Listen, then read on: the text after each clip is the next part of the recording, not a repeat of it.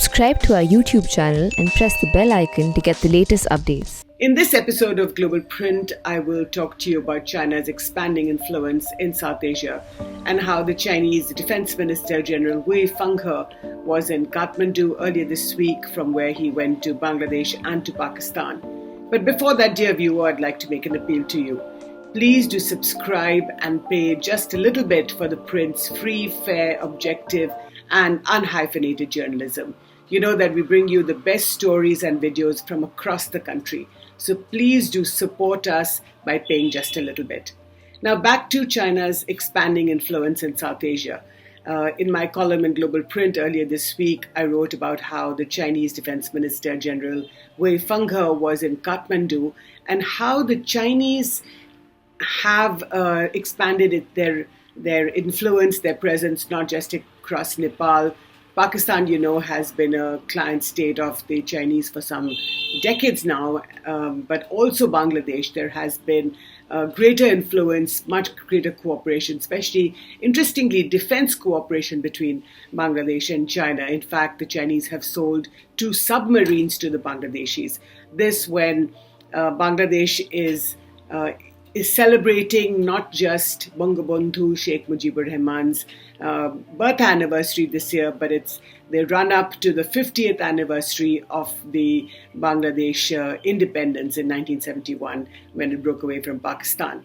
But in Nepal, what was really interesting was that General Fenghe was greeted with a united Nepal Communist Party. Now, over the last several weeks, just to give you a little bit of background, there has been a great deal of factionalism inside the Nepalese Communist Party, especially between 2 factions, one led by Prime Minister K.P. Sharma Oli and the other led by Pushpa Kamal Dahal, or Prachand as he's popularly known.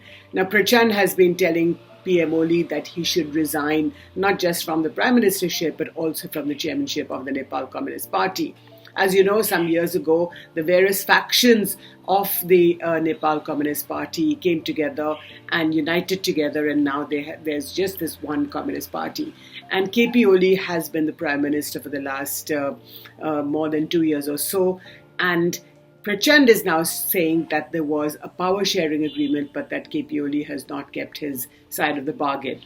So earlier in November, there was a party secretariat meeting in Kathmandu, and Prachand, who wanted the meeting, KP Oli said, please, let's postpone it. He didn't listen. So then guess what happened? The president of Nepal, Vidya Bhandari, she summoned Prachand and she spoke to him and said that there must appear a united front. But what was even more interesting was that the Chinese ambassador to Nepal, Madame Hu Yanqi, who is a very colorful character and these last several months, in fact, has been a very, very important personality in Nepalese domestic politics. She also met KP Sharma Oli. Now, we don't know what happened in that meeting, but when General Wei Fenghe arrives in Kathmandu, the Nepalese communists are united. So they present to General Wei a united front, basically saying that no, there is no problem between us and that we are all together. Now, that is remarkable. This is something that the Indian ambassadors to Nepal, India and Nepal, have had as such an old, very historic, deeply cultural, similar religions for the last several hundred years, and India has had enormous influence in Nepal.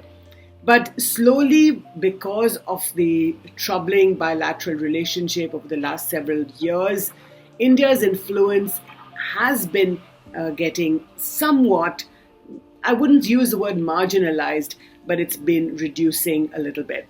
And the Chinese ambassador, Madame Hu, who has been very, very active, we've seen some months ago that she even, wore a lehenga, beautiful, gorgeous red lehenga, and she was dancing. This was on International Women's Day, so earlier in the year, on the 8th of March. So the short point being that Madame Hu, the Chinese ambassador, understands that she's on a very sensitive and a very important posting in Nepal, where China must expand its influence across South Asia, and Nepal is a very critical country because China and Nepal share a very important border.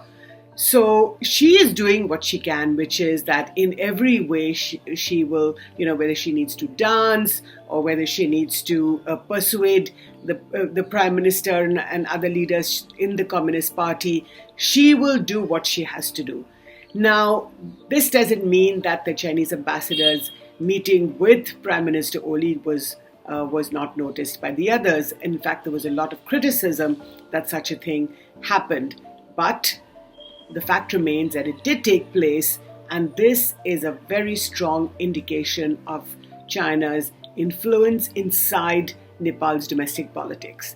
Now remember that just a couple of weeks ago, in fact less than a fortnight ago, there were media reports. Subsequently, there were also the satellite imagery that was posted on Twitter and elsewhere on social media, saying that the Chinese had built a small village called Pangda inside Bhutanese territory. And Bhutan and Nepal are neighbors, of course. So in this little Bhutanese kingdom, the Chinese had built this village on the Doklam plateau. And you know, dear viewer, that India and China, that the Indian and Chinese troops had a standoff, a 72-day-long standoff in the summer of 2017 on the Doklam plateau in Bhutan. Now, this is Bhutanese territory. So what had happened, just to recap a little bit, is that in 2017, the Chinese troops wanted to build a road all along that plateau to a ridge called the Zomfelri Ridge, which the Chinese called, which they called Gyamutchen. And the Bhutanese tried to stop them and saying that this is Bhutanese territory.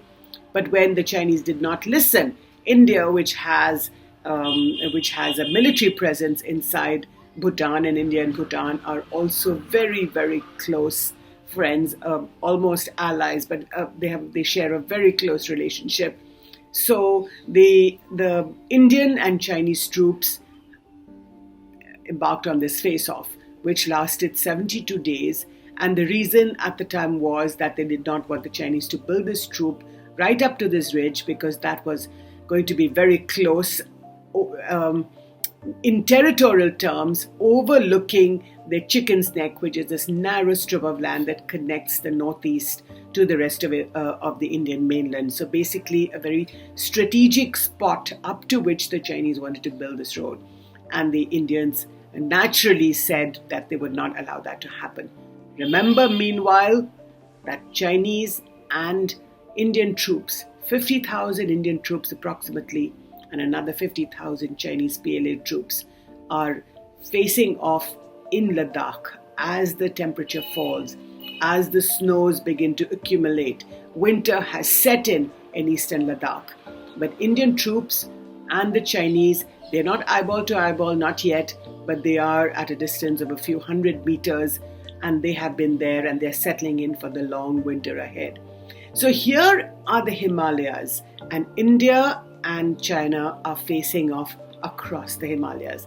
In Ladakh, in Nepal, where India has a traditional, very, very strong presence, and now increasingly being replaced, or at least the Chinese are competing for Nepal's attention with India and succeeding to a great deal. And in Bhutan, where they didn't really care, but they built this village on the Doklam plateau within a couple of kilometers inside Bhutanese territory. Now, when I spoke to some Bhutanese sources in Thimphu, one of them told me that, look, the fact is that from the 1990s, the Bhutanese and the Chinese have been talking about the border. There's also a contested border, and about 24 rounds of border talks have taken place. Not since the 2017 standoff, actually, no border talks have taken place since then. But in the 1990s, the Chinese offered Bhutan some sort of a deal where they said that there are a couple of territorial disputes, one in north-central Bhutan and here in the eastern part of Bhutan, in the Doklam side. So why don't we exchange this territory? But India, which has had, like I said earlier, a very strong presence in Bhutan, a very close relationship, basically intervened unofficially, of course, on Bhutan's side and persuaded the Bhutanese not to go in for this territorial swap arrangement with the Chinese. But as this Bhutanese source pointed out to me, the Chinese have shown that they're going to embark on a new playbook. And he says there are new rules in this new playbook and nobody understands in Thimphu what this really means. So basically what they're doing is they're going to offer you a deal. If you don't accept it, then they're just going to occupy territory. And this is what has happened in Bhutan. This is also what is happening in Ladakh. The Chinese have said right in 1959 that we want this territory. The Indians refused and continue to refuse even today. But today, in parts of eastern Ladakh, especially in the Depsang Plains, Indian troops are not able to even patrol right up to some of those points, patrolling point 10 to 13, for example. So the Chinese, by trying to create a military fait accompli, are saying that this is who we are. If you want, move us. If you want, we are not going to move from here. So what are you going to do? The fact is that a conflict is a very, very serious proposition. So there you are, India and China facing off once again, this time across the Himalayan ridges, in not just in Ladakh, but also in Nepal and in Bhutan. China's expanding influence in and across South Asia, and that's been the burden of my argument in my column, Global Print. So please read my column, tell me what you think, and also do let me know what your views on this video. Thank you once again.